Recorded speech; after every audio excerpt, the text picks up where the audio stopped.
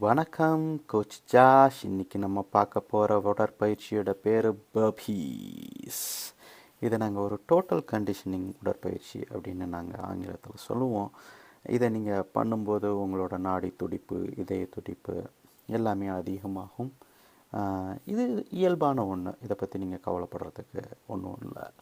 இதை நீங்கள் அதிகமாக பண்ண உங்களுக்கு எக்ஸ்ப்ளோசிவ்னஸ் அப்படின்னு சொல்லக்கூடிய வேகமாக இருக்கக்கூடிய தன்மை உங்கள் உடம்புக்கு அதிகமாக வரும்.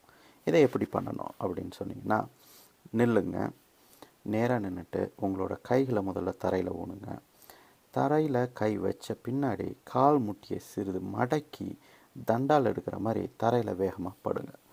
படுத்த உடனே மீண்டும் குதித்து கால்களால் நில்லுங்க.